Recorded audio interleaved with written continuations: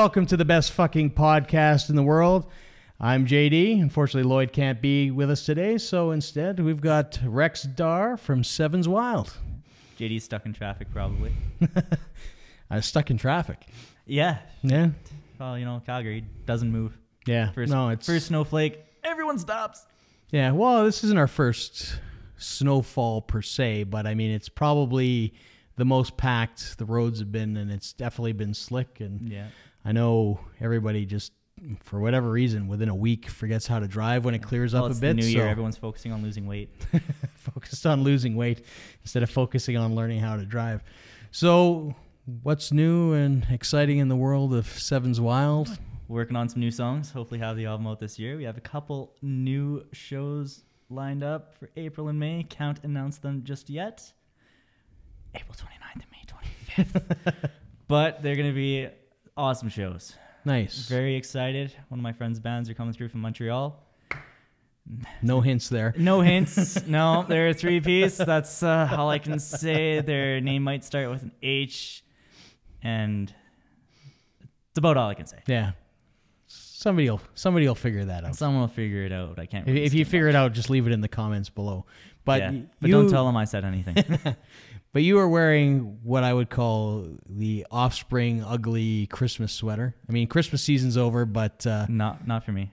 Every time I get something new in the mail, it's Christmas. Yeah, but we never had a chance to talk about it on other shows because typically we've been talking about Sevens Wild and not everybody else here. But you are what I would say is the biggest Offspring fan that I know, and quite possibly the biggest Offspring fan, period. There are a few others who have more than I do, but they've been collecting a lot more. Really? I've only been doing it for about 4 years or so. I've been a fan for about 13, but until I discovered eBay, I didn't really start collecting. Right. So yeah.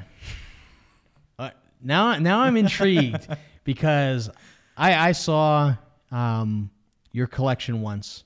Like I said, you tweeted out to Offspring, like sort of a culmination of your collection because they were coming through town. Yeah, last year. And basically I tweeted that to Grey Eagle because I do work there on occasion just to try to help you get some attention because number one, I was surprised that anybody could possibly own more than 3 Offspring albums. But the extent of that collection, it was phenomenal to see the way it was laid out. I mean, I didn't know there was that much recorded on the band. Well, most of them are bootlegs, but the way I had it laid out was from their first release all the way to their newest release. Right. And since then it has grown. I have managed to get my hands on a couple of their first demos dating back from 1986, their 5-song and then their 6-song. A lot of that stuff, though, is very hard to find. A lot of it, like I said, bootlegs, their imports from Russia, Japan, Turkey, believe it or not. They seem to have a lot of weird releases. EPs in there. There's a lot of stuff that the band did release that I've got my hands on. Limited edition vinyls, numbered, colored, first releases, first pressings, etc. Yeah, that's crazy. A lot of the stuff is. You have a lot of Japanese stuff. I wouldn't say I have a lot, but I try for every studio release that they have to get the OBIs from the Japanese versions. Yeah. Most of them don't have the bonus tracks, but the odd one does, or it has a DVD, or it has an interview, something different. Yeah. Because I noticed, I went to Japan when they were actually here, and I was there, and I went to Tower Records in Tokyo, which is an absolute massive store. Yeah. There, they don't call them imports because obviously they're not imported. They get the ones here that don't have the bonus tracks. But, you know, in going through the music in that music store, it is interesting the difference sometimes between what's on albums, how they're presented, you know, all that kind of stuff, even, you know, album covers, packaging. Yeah. It's different. It is completely different. And there's albums that are available there that are not just available exclusive here. Yeah, Offspring had a compilation album, Happy Hour, which was Japanese exclusive. The only way you could order it was through, at the time, the Japanese Amazon, and that was a pain in the ass because I had to go through Google Translator for everything. Am I ordering this or am I ordering something completely different? I have no clue. Yeah, because my wife picked up a CD of the Winery Dogs that you can't even buy. Dogs, Is that even buy here. The box set? It was the 2 CDs, the DVD, the dog tag. I think there was a DVD in there. It was something different, but it was stuff that is not released here. So it's really kind of, I think that was kind of the interesting. live album that they did in Osaka. It might have been. Yeah, because I know they did. Might have been 2 different releases. Yeah, and one had that bonus CD on it. I'd have to ask her, but she was definitely specifically looking for that when we were there. But I mean, it's interesting because I mean, number one, a record store like that does not exist anywhere in Canada anymore. Unfortunately. You know, the closest thing you're going to get to a big music store is HMV, and 90% of that is filled with like plastic, you know, Ice pop Cube figurines trays. And, you know, Game of Thrones towels. Star Wars. Yeah, a lot of stuff. And I mean, a lot of stuff is, you know, old movies and all that kind of stuff as well. And music sort of diminishes. I mean, they've got, you know, they brought back a few records, but yeah, most of the stores you go into, it's like a 12-foot record section, and most jammed of it's in the corner. Yeah, and most of it's like, oh, Adele, oh good, 20 copies of it. Yeah, and oh good, one release by like Jimi Hendrix. Yeah, and it's $60. Yeah. Well, record pricing's it's a weird thing. I find records.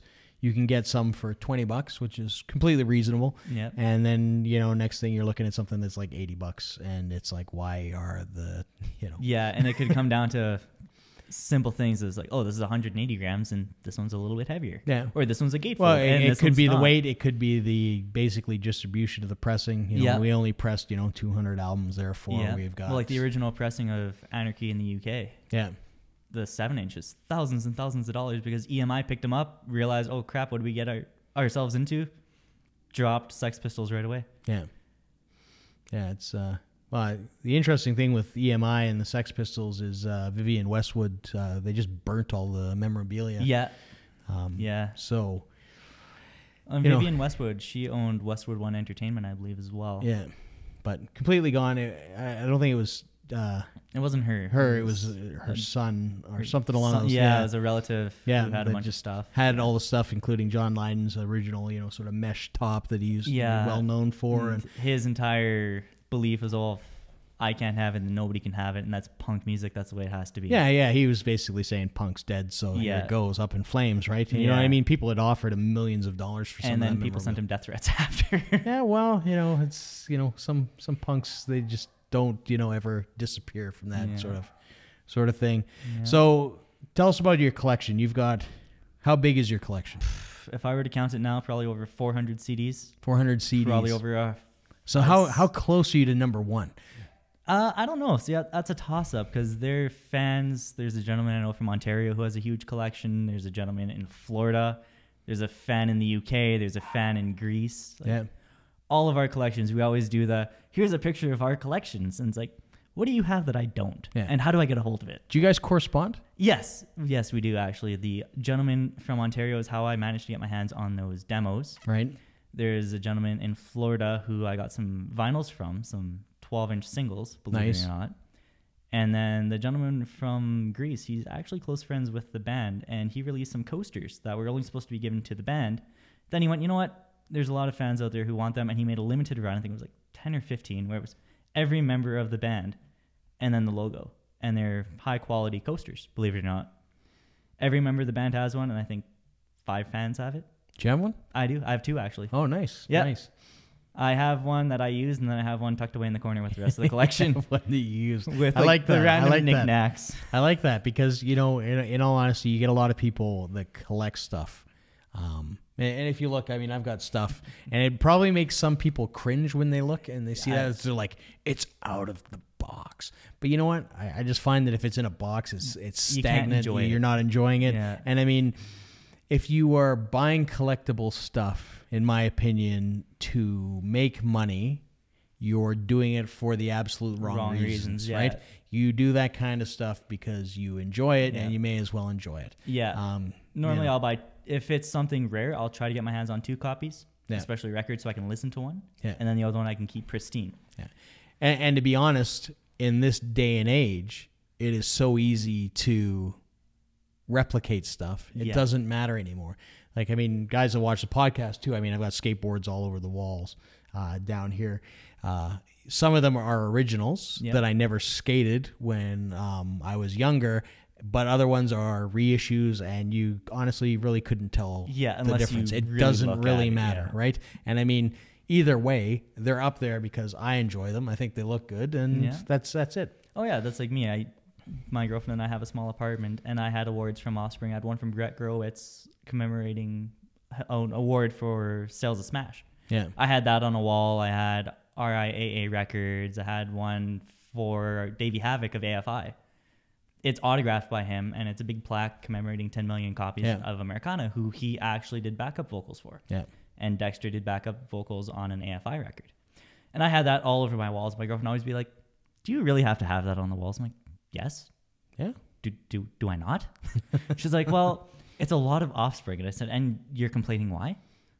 Obviously, she doesn't see it the same thing I do, the same way I do, but hey. Yeah. Some people like collecting bottles. Some people like collecting dust. I collect Offspring, which is probably worth more. I can maybe understand if you're in a small space. I mean, I occupy certain spaces myself. Like my office is basically all the crap that I like, and it's contained to there. Yeah. I mean, it expands a little bit sometimes down here into, your man obviously where we play poker, film the podcast, and play video games and all that kind of stuff.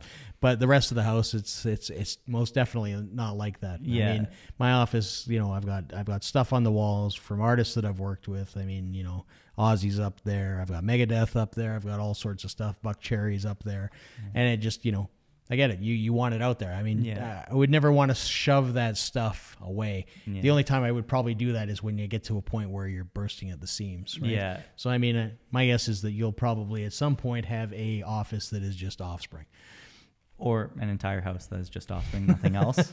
I go there to listen to Offspring when I'm not listening to it in my car or at my regular house. Yeah. And I can stare at the album. Or I can stare at the awards and be like, I never noticed that before on the record. It'll be some tiny, minuscule detail. Yeah. So you've got some bootleg copies of them playing, obviously. Yeah.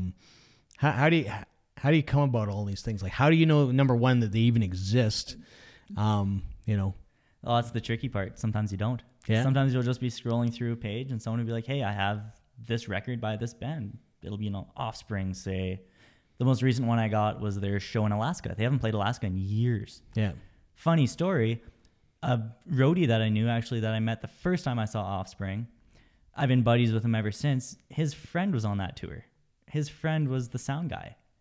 He managed to get a recording of it, and he goes, here, I'll send you the recording. Wonder where he got that from. I don't know. Scrap, I said all that. But it's just random shows that they'll be like, someone will be like, hey, I know you're a huge fan of the band. Or I'll be on eBay or Amazon or Discogs or any of those websites, and it'll just pop up. I'm sure there are many that I don't even know about. Is it the hunt that you enjoy?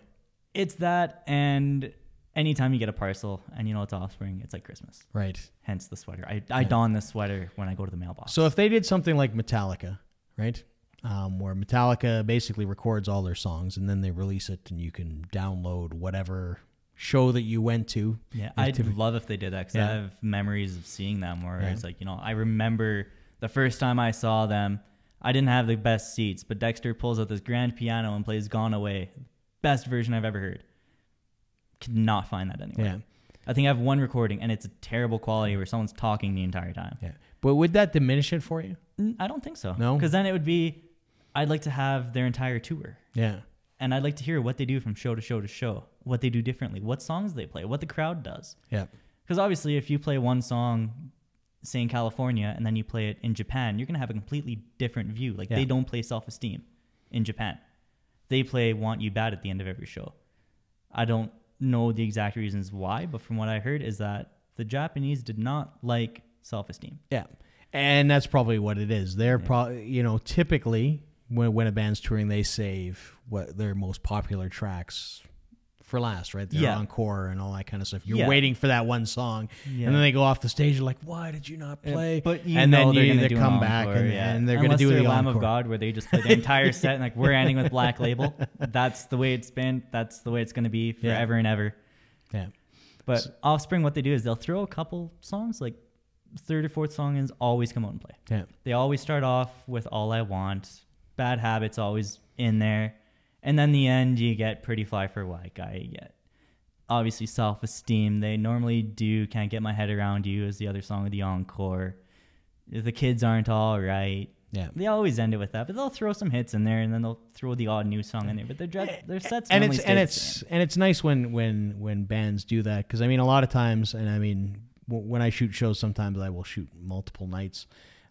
It's you know what it is, like, yeah, and you know what it is, and you know when they end up like they're just coming through here from Toronto, and I'll talk to somebody that I know in Toronto that photograph the show there, and it's like, this is what your set's going to be, and sure enough, that's what your set's going to be. I mean, when they change the odd song, because then you're not expecting it. yeah, it's a bit of a mix up, right? But I mean, usually what you'll see is with bands is when they start a tour, sometimes they change the order a little bit based on the responses, how it is, how it flows, all that kind of stuff. And then once they're 3-4 shows in, that's pretty much the format you're going to see for the rest of the tour, right? It's well rehearsed, well played, all that kind of stuff. So I mean, it's always interesting. Well, it's like when Ozzy came through with Black Sabbath. My buddy, funny enough, who I met at the first Offspring show, was doing that show, gave me the set list. He's like, "This is what they've played every show, and this is the way it's going to be." That's what Sharon says. Yeah, Ozzy can say all he wants, but Sharon says this is the set list because this is what the crowd wants to hear. Hey, I have no complaints. I'm a big Sabbath fan. They played all their hits, a couple new songs. I'm sure there was no complaints about them playing. Of course not. I mean, still Ozzy, as old as he is, he can still belt it out. Yeah. He still hasn't died. Neither has Keith Richards. No.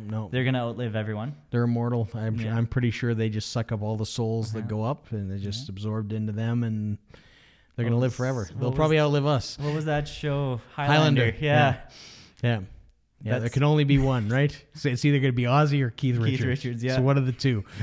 Well, I mean, David Bowie and Lemmy are probably jamming up with Prince. Yeah. Have their own band. It's I mean, it's getting to that point that people that I grew up seeing and listening to and stuff are going to start slowly dropping off, and that's you'll always have their music to remember them by. Oh yeah, and I mean, I've seen all those guys in concert, so I mean, I always have those memories, and that's that's the great thing about going out and experiencing music live, is that you'll always have those kind of things etched in your head. You'll never forget those shows, especially if you get like a guitar pick or a drumstick or a set list or something from the show to always remember it. Yeah, exactly. But we're out of time. So guys can catch up with you and Sevens Wild. Facebook, Twitter, YouTube. We have some videos. We have our music video up there for Roundabout. We have Bandcamp. So if you want to check out our album, we have physical copy and digital download as well. Yeah. As always, you've already listened to some Seven Wild if you got this far, because it's always the intro song. So thanks for watching. Make sure to punch that like button, hit subscribe, and we'll see you next week. And stay pretty fly. See ya.